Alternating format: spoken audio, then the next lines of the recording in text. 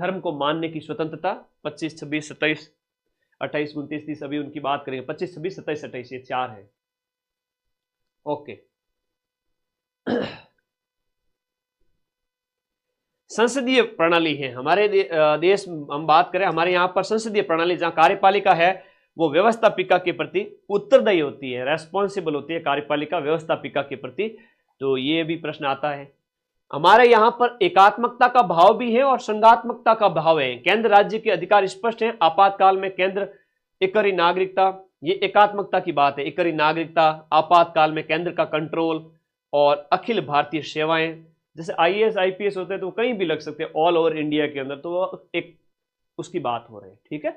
और एकात्मक भाव के साथ संघ का भाव भी है। संघ का मतलब जितने राज्य भी है, केंद्र भी है, सब मिलकर काम करेंगे, तो आपके यूनियन का भाव भी है। और एकात्मकता, जैसे अमेरिका में है कुछ कुछ भाव, वो भी है यहाँ पर। तो संघ और एकात्मक दोनों मिले जुले स्वभाव के हैं हमारे यहाँ पर शासन व्यवस्था। एकीकृत न्यायपालिका, न्यायपालिका है वो सर्वोच्च है। सर्वोच्च न्यायालय के फैसले सभी पर लागू होते हैं।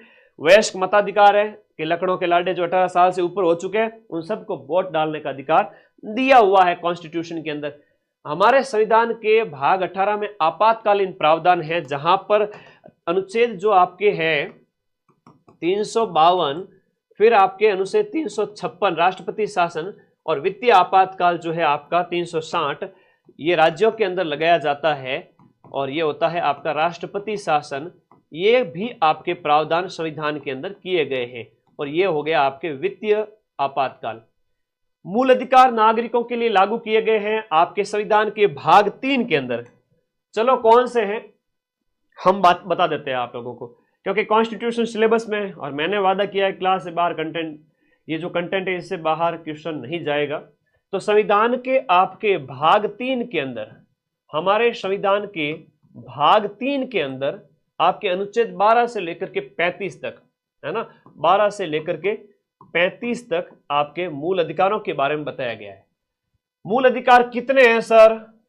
अरे भाई 6 मूल अधिकार है।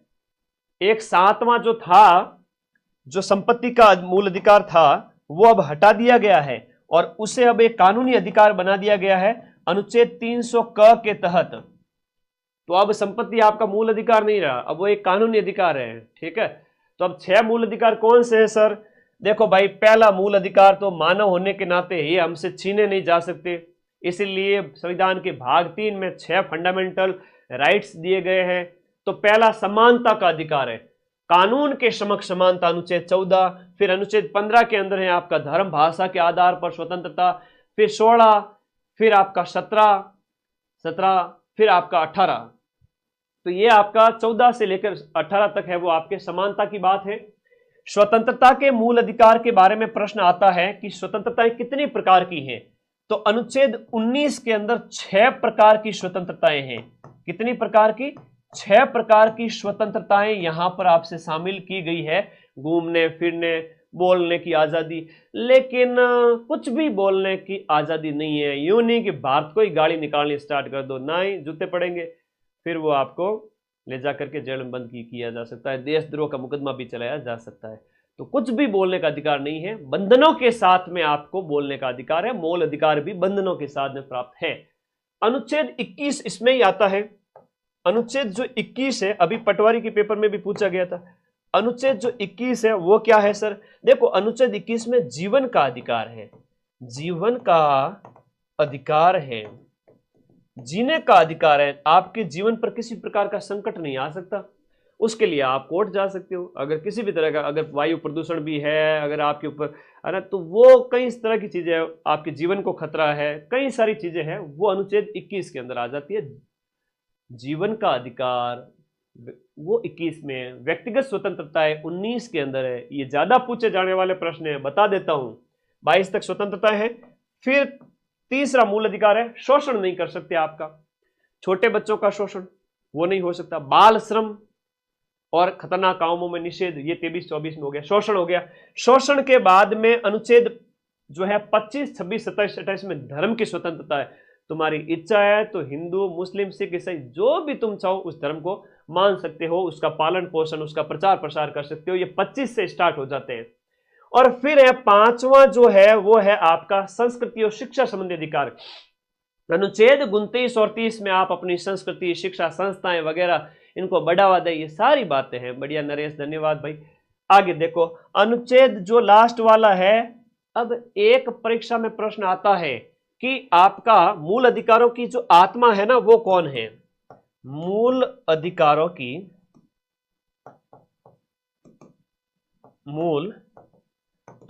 की आत्मा, तुम्हारी बॉडी में से तुम्हारी आत्मा निकाल दी जाए तो क्या रह जाए? गुरुजी, खाली शरीर एक वस्त्र है और आत्मा हमारी बॉडी से अगर निकल गई तो शरीर तो एक वस्तु की तरह नीचे गिर के पड़ जाएगा। आज मदन सर जो तुम्हारे सामने बोल रहे हैं, हाव भाव कर रहे हैं, जितनी उम्र लिखी हुई है तब तक बोल रहे हैं, हाव भाव है, और जिस दिन आत्मा निकल गई उस दिन यूट्यूब पे वीडियो रह जाएंगे। हाँ, भगवान थारी मारी सबरी उम्र है वो घनी लंबी करे। चलो आगे बात करो। तो मेरे प्यारे साथियों, जब तक आत्मा है तब तक सब कुछ है, वरना कुछ भी नहीं है। तो जब तक मूल अधिकारों के अंदर ये संवैधानिक उपचारों का अधिकार है तब तक सब कुछ है, उसके बाद में तो डेड बॉडी है। हाँ, संवैधानिक उपचारों, जो संवैधानिक अधिकार है, संवैधानिक उपचारों का अधिकार है, वो अनुच्छेद 32 के तहत मूल अधिकारों की आत्मा माना गया है। लेकिन संविधान की आत्मा किसे कहते हैं ये भी लिख लेता हूं नोट करके, यहां लिख लूं, नोट करके लिखो, संविधान की आत्मा ये किसे कहा गया? कोई बताएगा मुझे? अब वो कौन था जो अभी कह रहा था से पेपर तो सर सरल ही आवे है ना, पेपर तो सरल ही आवे सर, पेपर सरल आता है मुझे भी पता है, लेकिन वहां एग्जाम हॉल में प्रेशर को हैंडल करना और सही उत्तर देना वो एक अच्छे विद्यार्थी की निशानी है। और दुखेशवनु द्विग्न मन सुखेशु विगत स्प्र वितराग भय क्रोध स्थित धीर मुनि रोचते। सुख और दुख, प्रेशर और नॉर्मल सिचुएशन में जो स्थिर बुद्धि वाला है वही सक्सेसफुल माना जाता है, वही जो स्थिर बुद्धि वाला है वो हमेशा विजेता बनता है। तो ये प्रस्तावना को कहा गया है, ये कहा गया है, अंबेडकर ने कहा था प्रस्तावना को। किसको कहा था? तो तुम लोग कैसा दिमाग रखोगे, जैसा गीता में कहा गया वैसा। ये किसने कहा था? अंबेडकर ने, डॉक्टर भीमराव अंबेडकर जी ने कहा था। हाँ, तो मूल अधिकार 6 हो गए, और ये 6वां है वो आप, इसके तहत आप सुप्रीम कोर्ट भी जा सकते हो, इसके तहत आप हाई कोर्ट भी जा सकते हो। 5 प्रकार की रिटें जारी की जाती है, याद हो जाएगा। तो हम कह रहे थे कि हमारे नागरिकों के लिए मूल अधिकार है वो कितने प्रकार के हैं? 6 प्रकार के मूल अधिकार हो जाते हैं, फंडामेंटल राइट्स।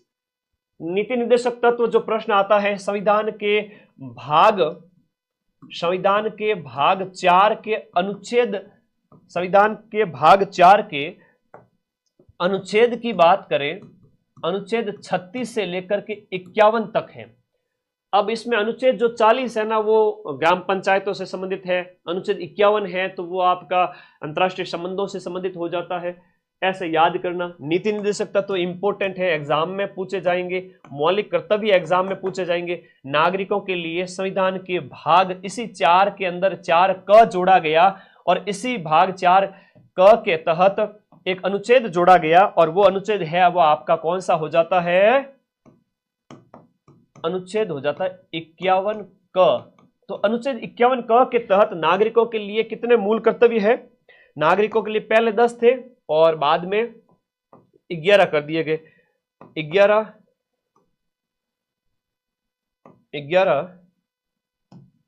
11 मूल कर्तव्य। एक बात ध्यान देना कि 11 जो मूल कर्तव्य हैं जो एग्जाम में पूछे जाते हैं, ये आपके भारतीय संविधान के भाग 4 क में कब जोड़े गए थे मैं इसकी बात करूंगा। ये मूल कर्तव्य है सरदार स्वर्ण सिंह समिति की सिफारिश पर। लिखो इसको, आया है प्रश्न। सरदार स्वर्ण सिंह समिति की सिफारिश पर, और सरदार स्वर्ण सिंह समिति की सिफारिश पर 1976 के अंदर, 1976 वही 42वां कॉन्स्टिट्यूशनल अमेंडमेंट, उसके तहत इन्हें जोड़ा गया था। पहले तो ये 8 का कह रहे थे लेकिन बाद में 10 जोड़े गए, और फिर बाद में जो 11वां जोड़ा गया ना, 11वां मूल कर्तव्य जोड़ा गया 86वें संविधान संशोधन अधिनियम के तहत। 86वां संविधान, ये प्रश्न आया है परीक्षा में, 86वां संविधान संशोधन अधिनियम। और 86वां संविधान संशोधन अधिनियम कब लाया गया? अरे 2002 के अंदर, 2002 में। इसमें क्या कहा है सर? इसमें यह है कि हम माता पिता यदि संरक्षक हैं तो 6 से 14 वर्ष के बच्चों के लिए, 6 से 14 वर्ष के जो टिंगर है ना, उनको यहां पर शिक्षा दिलाओ। राइट टू एजुकेशन की अगर हम बात करें, मेरा पर्सनली बच्चों से बहुत जुड़ाव है। जहां मैंने एजुकेशन ली, आज भी जब भी 15 अगस्त या 26 जनवरी होती है तो मैं जा नहीं पाता हूँ, पिताजी को भेज देता हूँ, भाई को भेज देता हूँ। बच्चों के लिए मिष्ठान है, अच्छे अच्छे गिफ्ट्स है, उनके लिए जो ट्रॉफी वगैरह होती है ना, उस टाइप से सांस्कृतिक गतिविधियों में मेरी इच्छा बहुत होती है मैं उनसे मिल के आऊँ, बात करूँ, तो है ना। आवाज़ आ रही है? तो ये बच्चों के लिए है, संविधान में भी सोचा गया है, ठीक है। तो बच्चे तो मन के सच्चे होते हैं, बच्चे तो मन के सच्चे होते हैं। आवाज़ सही आ रही है बेटा? ओके। तो ये प्रश्न कई बार एग्जाम में पूछा जाता है आपका। 1 है, 2, 3, 4, 5, 6, 7, 8, 9, 10 और 11वां। ABCD से भी याद रखोगे तो भी याद हो जाएगा। मौलिक कर्तव्य 51 क के तहत है 86वां संविधान संशोधन अधिनियम 2002, पेपर में छप गया है, समझ लो। आर्टिकल 21A भी है, बहुत बढ़िया। संविधान का अनुच्छेद 21A में भी है आपका ये वाला, देखने को मिल जाएगा, जो आपका 11वां वाला जो है ना, जो शिक्षा के अधिकार की बात कही गई है, शिक्षा के। ये प्रश्न बार बार आते हैं, तो अनुच्छेद 21A में भी आता है और मौलिक कर्तव्य में भी है। ये बातें आप लोग, समान नागरिक संहिता 44 में है, बिल्कुल सही है। अंतर्राष्ट्रीय संबंध है वो आपके 51 के अंदर है। बताओ पर्यावरण संरक्षण के संबंध में प्रावधान किस में है? बताओ पर्यावरण